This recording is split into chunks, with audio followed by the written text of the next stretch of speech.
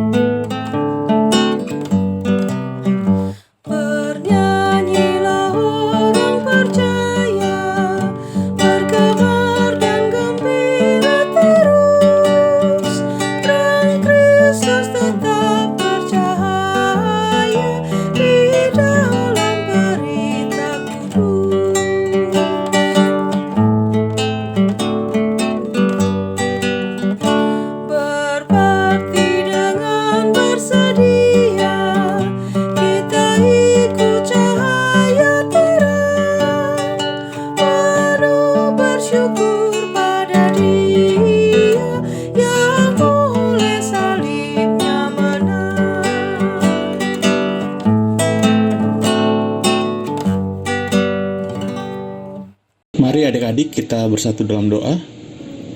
Ya Bapa yang baik, saat ini kami anak-anakmu berdoa, memohon kasih dan karunia-Mu supaya Engkau hadir di tengah kami. Kami yang akan memulai ibadah pada hari ini berserah dalam tangan-Mu, supaya Engkau memberikan penyertaan serta hikmat dan berkat-Mu melalui ibadah yang kami lakukan ini. Terima kasih Tuhan Yesus, kiranya hanya kasih setia-Mu yang menyertai kami mulai dari hari ini hingga selama-lamanya. Amin.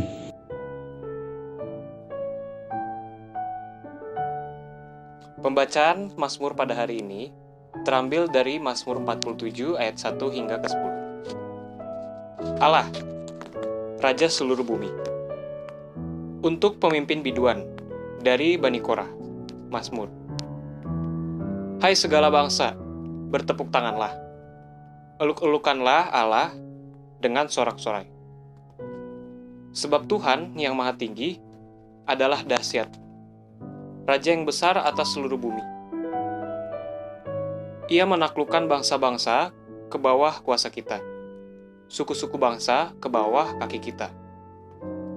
Ia memilih bagi kita tanah pusaka kita, kebanggaan Yakub yang dikasihinya. Allah telah naik dengan diiringi sorak-sorai. Ya Tuhan itu, dengan diiringi bunyi sangkakala. Bermasmurlah bagi Allah, bermasmurlah. Bermasmurlah bagi Raja kita, bermasmurlah. Sebab Allah adalah Raja seluruh bumi. Bermasmurlah dengan nyanyian pengajaran. Allah memerintah sebagai Raja atas bangsa-bangsa. Allah bersemayam di atas tahtanya yang kudus. Para pemuka bangsa-bangsa berkumpul sebagai umat Allah Abraham. Sebab Allah, yang empunya perisai-perisai bumi, Ia sangat dimuliakan.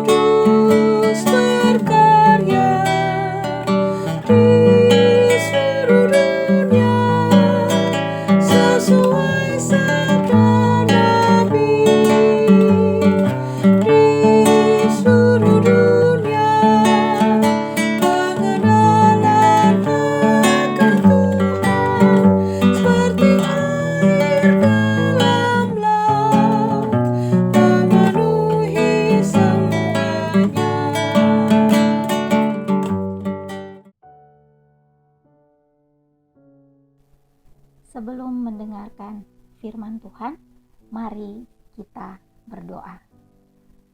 Kami mengucap syukur atas waktu anugerah Tuhan yang kembali Tuhan berikan kepada kami di saat ini, saat hati kami menyatu di dalam IHMPT. Kami mohon dengan penuh kerendahan hati Roh Kudus memimpin kami, sehingga firman Tuhan yang akan kami dengar, kami terima seturut dengan kehendak Tuhan. Biar kiranya hati dan pikiran kami hanya berfokus kepada hadirat Allah, sehingga kami benar-benar menerima pembelajaran seturut dengan rencana Tuhan dalam kehidupan kami. Berfirmanlah Tuhan, kami sudah siap mendengarkan. Di dalam Yesus Kristus kami berdoa dan mengucap syukur. Amin. Pembacaan Alkitab minggu ini diambil dari kitab Lukas pasal 9 ayatnya yang ke-28 hingga ayatnya yang ke-36 yang menyatakan Yesus dimuliakan di atas gunung. Kira-kira 8 hari sesudah segala pengajarannya itu, Yesus membawa Petrus, Yohanes, dan Yakobus, lalu naik ke atas gunung untuk berdoa. Ketika ia sedang berdoa, rupa wajahnya berubah dan pakaiannya menjadi putih berkilau-kilauan. Dan tampaklah 2 orang berbicara dengan dia, yaitu Musa dan Elia. Keduanya menampakkan diri di dalam kemuliaan dan berbicara tentang tujuan kepergiannya yang akan digenapinya di Yerusalem. Sementara itu, Petrus dan teman-temannya telah tertidur, dan ketika mereka terbangun, mereka melihat Yesus dalam kemuliaannya dan kedua orang yang berdiri di dekatnya itu. Dan ketika kedua orang itu hendak meninggalkan Yesus, Petrus pun berkata kepadanya, "Guru, betapa bahagianya kami berada di tempat ini. Baiklah, kami dirikan sekarang 3 kemah, 1 untuk engkau, 1 untuk Musa, dan 1 untuk Elia." Tetapi Petrus tidak tahu apa yang dikatakannya itu. Sementara ia berkata demikian, datanglah awan menaungi mereka. Dan ketika mereka masuk dalam awan itu, takutlah mereka.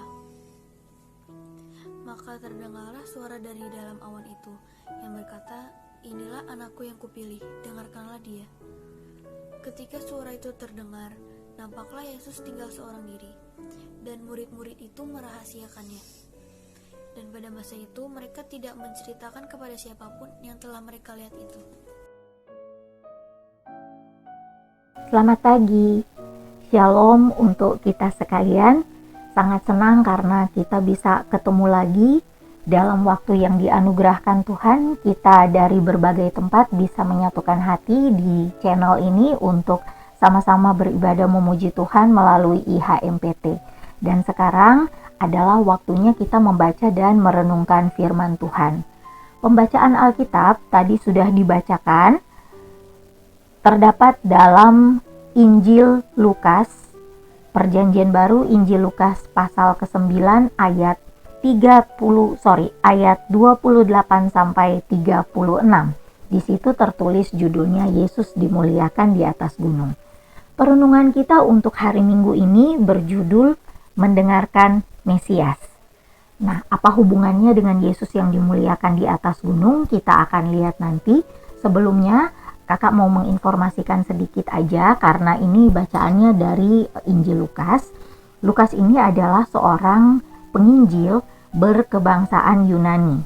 Dia adalah seorang yang pintar, bukan orang pintar yang lagi viral-viralnya di segala macam sosmed itu, bukan, tapi dia punya potensi intelektual yang cukup baik, dan Lukas ini berprofesi sebagai tabib pada zamannya. Kalau di zaman now kita kenal dengan medik atau dokter. Karena dia ini tergolong seorang yang jenius, maka tulisan-tulisan dari Lukas ini biasanya lebih mendetail ketimbang dari para penginjil yang lain. Nah, demikian sedikit mengenai Lukas yang menuliskan Injil ini. Sekarang kita masuk pada perenungan pembacaan Alkitab tadi. Judulnya adalah mendengarkan Mesias. Sebelum kita melihat apa saja yang ada di dalam bacaan tadi, kita cari tahu dulu sesuai dengan judul renungannya, mendengarkan Mesias. Apa sih Mesias itu? Nah, nggak usah kita googling. Ada kok di sini. Ada di dalam Alkitab. Jadi keterangan mengenai Mesias itu ditulis dalam Alkitab Perjanjian Baru, masih di dalam Injil Lukas ini, bahkan masih dalam pasal yang sama, dia disebutkan pada ayat-ayat sebelum bacaan kita hari ini. Itu pasnya ada di ayat ke-18 sampai ke-21. Di sana mengisahkan mengenai pengakuan Petrus. Jadi pada saat itu Yesus bertanya kepada murid-muridnya, menurut kalian siapakah aku ini? Dan murid-muridnya itu merespon menurut pengenalan mereka masing-masing akan Yesus pada saat itu. Jadi ada yang bilang Yohanes Pembaptis, ada yang bilang Elia, ada yang bilang salah satu dari nabi-nabi. Tetapi Petrus menjawab bahwa Yesus adalah, engkau adalah, nah ini pada ayat yang ke-20. Yesus adalah Mesias dari Allah. Mesias dari Allah. Jadi ternyata Mesias ini adalah sebuah gelar yang diberikan kepada Yesus, di mana gelar Mesias ini nggak ada yang menggunakan selain Yesus Kristus. Kenapa? Gelar ini berasal dari Allah karena Yesus turun ke dalam dunia ini membawa misi kerajaan Allah. Jadi dengan gelar Mesias ini, Yesus harus menuntaskan satu misi untuk menyelamatkan umat yang ada di dunia. Nah, kerajaan Allah ini sendiri tidak ada di dunia, dia berasal dari surga. Berbedanya kerajaan Allah dan kerajaan dunia, kalau kerajaan dunia kita identik dengan tahta. Jadi ada seorang yang kemudian duduk di atas tahta, sifatnya adalah naik. Duduk di atas tahta menerima kemuliaan dan keagungan sebagai penguasa, entah raja atau entah ratu. Kalau kerajaan surga dihadirkan ke dalam dunia ini, caranya bukan kita melihat ada tahta Allahnya, tetapi Allah dari tahtanya yang paling tinggi dan yang tidak tertandingi keagungan kemuliaannya itu turun ke dalam dunia. Jadi kerajaan Allah dihadirkan dengan cara Allah merendahkan diri, turun ke dalam dunia dan menjadi itulah Yesus Kristus, Sang Mesias yang mengemban tugas dari kerajaan Allah untuk menyelamatkan umat manusia dari dosa. Mekanisme yang digunakan oleh kerajaan Allah sangat berbeda dengan apa yang dilakukan oleh kerajaan-kerajaan dunia. Kalau kerajaan-kerajaan dunia, mereka memperluas kekuasaannya dengan menaklukkan wilayah-wilayah melalui peperangan. Ketika mereka memenangkan satu wilayah, maka penduduk atau masyarakat di situ akan tunduk pada kekuasaan yang menang pada saat itu. Tetapi kerajaan-kerajaan dunia tersebut itu masuk ke dalam peperangan dengan membawa tentara yang banyak dan menunjukkan kebesaran dari kerajaannya. Kalau kerajaan surga menaklukkan dosa, dia tidak membawa kemegahan dari kerajaan surga itu. Yesus tidak datang dengan pengamanan yang luar biasa. Yesus tidak datang membawa tentara untuk menyelamatkan manusia dari dosa, tetapi Yesus turun sebagai seorang yang bersahaja. Dia menjadi seorang yang paling berdosa, kemudian dia akan mati di kayu salib, dan dengan kematiannya itu maka tertebuslah umat manusia dari dosa. Sekaligus dia sudah menaklukkan dosa. Jadi cara menaklukkan dosa bukan dengan berperang melawan kuasa dosa itu, tetapi dengan cara Yesus menanggung, berkorban sebagai seorang yang paling berdosa hingga mati disalibkan untuk menyelamatkan umat manusia. Bacaan yang hari ini menjadi perenungan kita adalah bagian dari perjalanan Yesus yang memberitahukan mengenai misi kerajaan Allah, di mana Yesus harus menjalani jalan salib, kemudian menuntaskan misinya di Yerusalem. Ini ada di ayat yang ke-31. Jadi kehadiran Musa dan Elia pada saat Yesus itu muncul dalam penampakan kemuliaan itu berbicara mengenai misi kerajaan Allah ini, yaitu Yesus akan menjalani jalan salib yang digenapi nanti di Yerusalem. Kenapa Musa dan Elia yang bersama dengan Yesus? Dua tokoh perjanjian lama ini, Elia adalah seorang nabi yang kita semua tahu track recordnya seperti apa, dan Musa mewakili dari Taurat. Kita semua tahu bagaimana Tuhan menurunkan hukumnya kepada Musa yang ada di loh batu pada saat perjalanan dengan bangsa Israel tersebut. Ini menandakan bahwa Yesus datang untuk menggenapi seluruh hukum Taurat dengan jalan salib dan kematiannya. Ini yang tidak dipahami oleh manusia. Yang manusia paham saat itu seperti pemikiran Petrus di ayat yang ke-33, bahwa mereka sangat terpukau dengan penampakan saat itu. Mereka pikir inilah kekuasaan Yesus tertinggi. Begitu spektakulernya pemandangan saat itu, sehingga secara manusia mereka ingin agar situasi itu berlangsung terus-menerus dan tidak pernah berakhir. Sehingga Petrus berkata, betapa bahagianya kita tinggal di sini aja, nanti dirikat tenda, satu untuk engkau, satu untuk Musa, dan satu untuk Elia. Petrus tidak mengetahui yang dia omongkan ini nggak nyambung dengan misi kerajaan Allah, karena Yesus datang bukan semata-mata menunjukkan kemuliaan. Ini adalah tanda bahwa Yesus sebagai Mesias akan menjalani satu perjalanan yang panjang hingga dia masuk ke dalam sebuah penderitaan yang begitu berat, dan pada akhirnya dia mati di kayu salib untuk menebus umat manusia, menaklukkan kuasa dosa atas umat manusia. Kuasaan Allah tidak dinyatakan ala-ala kuasa kerajaan dunia. Kemahakuasaan Allah nyata di dalam kehidupan Mesias. Kemanapun Yesus pergi selalu menghasilkan kemuliaan bagi Allah. Dimanapun Yesus pergi, dimanapun dia jalan, dia pasti melakukan kebaikan yang menunjukkan bahwa dia berasal dari kerajaan surga. Dia menolong orang-orang yang menderita, dia membebaskan orang-orang yang terbelenggu karena roh jahat, dia membangkitkan orang mati, dia menyembuhkan mereka yang sakit, dan masih banyak lagi yang Yesus lakukan. Dan mereka yang menyaksikan berbagai mujizat itu memuliakan Allah.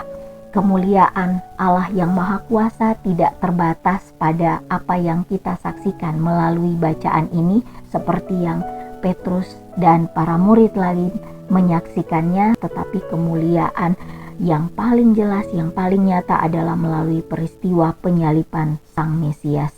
Melalui peristiwa penyaliban, kemahakuasaan Allah ditunjukkan dengan pengorbanan yang luar biasa, dan tidak ada apapun di dunia ini yang mampu menandingi pengorbanan yang dilakukan oleh Sang Maha Kuasa yang turun hingga ke dunia orang mati. Dan kemuliaannya nampak pada saat Yesus dalam peristiwa penyalibannya itu sudah menaklukkan semua kuasa dosa, bahkan kuasa maut. Ketika Yesus mati karena disalibkan, dia dibangkitkan karena kemahakuasaan Allah. Jadi tidak ada apapun yang bisa menandingi kuasa Allah. Tidak ada kemuliaan apapun yang lebih besar daripada kemuliaan Allah melalui peristiwa penyaliban dan kebangkitan Mesias. Itulah yang sebetulnya menjadi tujuan daripada kerajaan Allah dinyatakan atas dunia ini, bukan peristiwa penampakan kemuliaan seperti yang kita baca ini. Kita yang sudah dimerdekakan dari dosa, yang sudah ditebus, bahwa kita tidak tunduk lagi pada kuasa dosa, tetapi tunduk kepada yang menyelamatkan kita, yaitu Sang Mesias. Kita sudah menjadi bagian dari kerajaan Allah yang full menguasai kehidupan kita. Sudahkah kehidupan kita meneladani kehidupan Mesias? Kita sebagai orang-orang kerajaan Allah yang bergelar sebagai gereja, sudahkah kita membawa identitas kerajaan Allah dimanapun kita pergi dan apapun yang kita lakukan? Karena ketika kita menyandang gelar gereja, yaitu gelar bahwa kita sudah diselamatkan dan kita percaya dan menerima keselamatan itu, kita diharuskan hidup dengan tunduk kepada perintah dari Mesias. Sudahkah kita mendengarkan Mesias dalam melakukan segala sesuatu saat kita dianugerahkan waktu-waktu oleh Allah yang Maha Kuasa sampai saat ini? Renungan ini kita akhiri dengan mereview lagi apa yang harus kita teladani atau ciri-ciri apa yang kita dapatkan dari Mesias yang sebetulnya harus menjadi ciri khas kita sebagai gereja supaya kita menunjukkan kemuliaan Allah melalui kehadiran kita di dunia ini. Sudah sejauh mana perilaku, tutur kata yang kita tunjukkan atau kita mengembangkan talenta kita dengan mendengarkan suara Mesias. Nanti ada Google Form, kalian nanti bisa mengisi di situ, akan disiapkan oleh Kak Randy. Menurut kalian, apa yang kalian dapatkan dari perenungan ini? Dalam kehidupan kalian, apa yang harus kalian teladani? Suara-suara seperti apakah dari Mesias yang harus kalian ikuti supaya hidup kita ini makin menunjukkan identitas kerajaan Allah, bahwa kita ini adalah gereja berasal dari Allah yang Maha Kuasa yang sudah mengasihi kita. Tuhan menolong kita senantiasa menunjukkan kemuliaan Allah. Amin.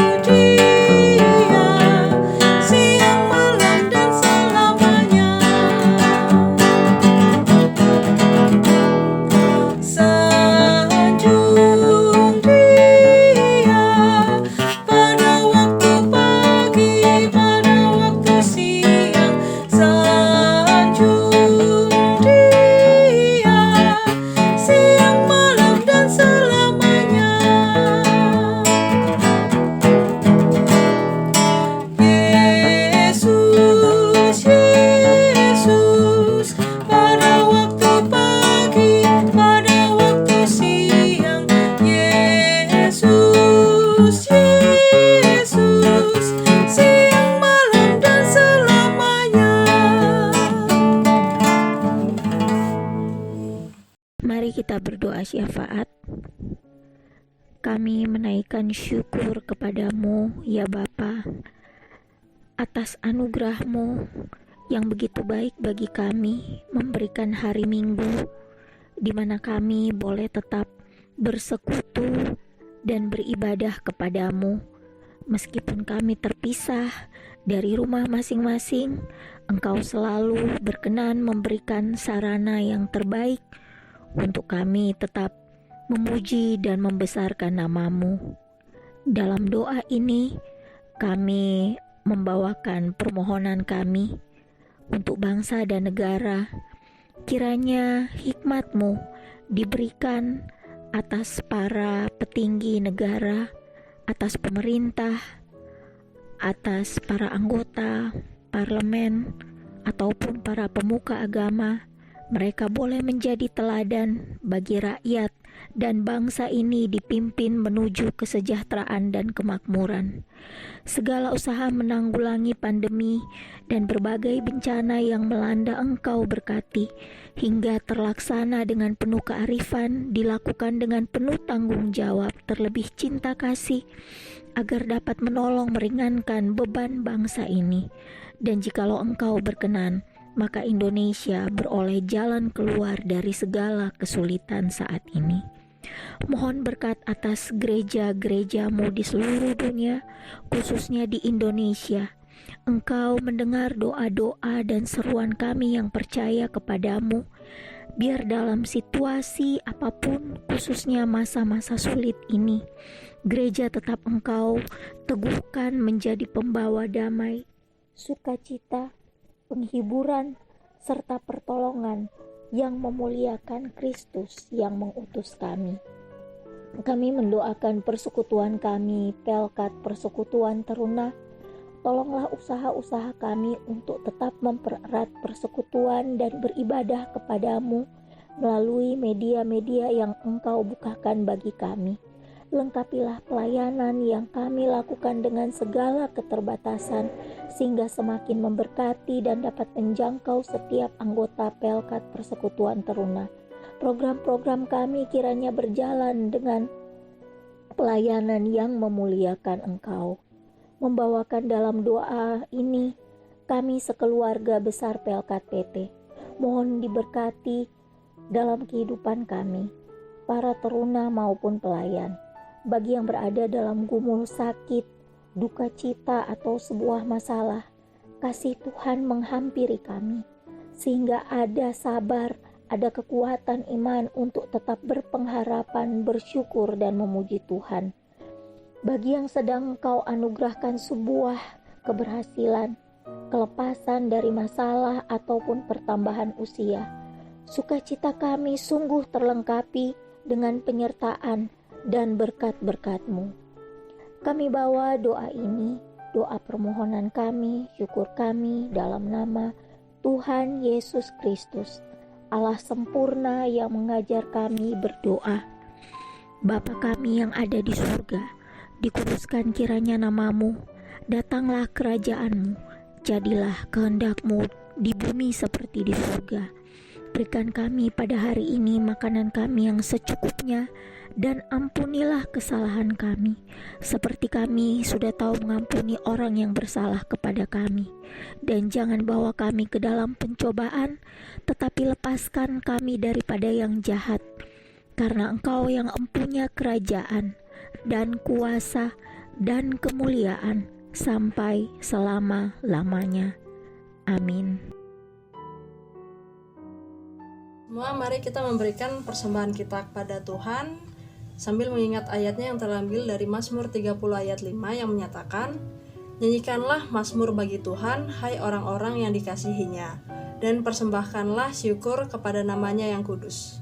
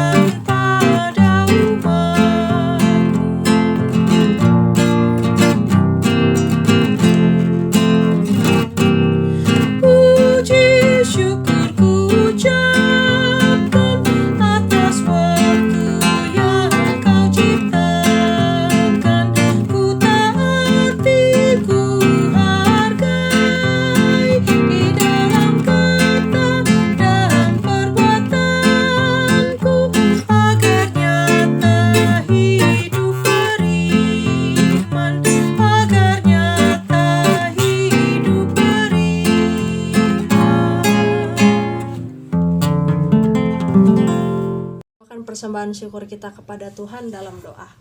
Mari kita berdoa. Ya Tuhan Yesus, terima kasih ya Tuhan atas berkat yang telah Engkau berikan kepada kami selama ini ya Tuhan, sehingga kami bisa memberikan sedikit yang kami punya kepadamu ya Tuhan. Terimalah persembahan syukur kami ini ya Tuhan, dan berkatilah agar persembahan yang kami berikan kepadamu dapat digunakan untuk memuliakan namamu selalu ya Tuhan. Terima kasih ya Tuhan Yesus, hanya di dalam namamu kami berdoa dan mengucap syukur ya Tuhan. Amin.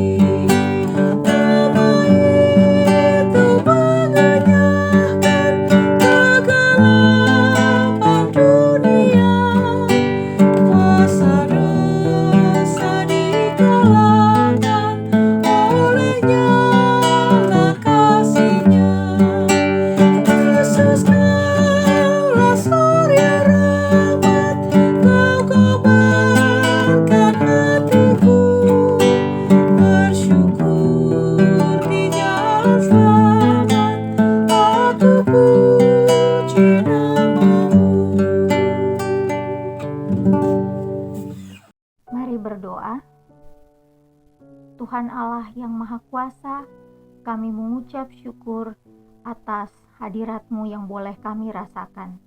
Saat ini kami hendak kembali ke kehidupan kami masing-masing. Kami percaya penyertaan-Mu tidak akan meninggalkan kami.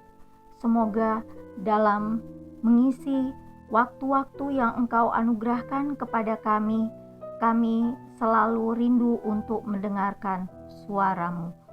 Berkatilah kami masing-masing, sehingga sebagai gereja kami senantiasa menunjukkan identitas kami sebagai orang-orang yang Engkau kasihi, menjadi berkat dimanapun kami berada. Kasih karunia dan damai sejahtera dari Allah Bapa dan dari Tuhan Yesus Kristus menyertai kamu.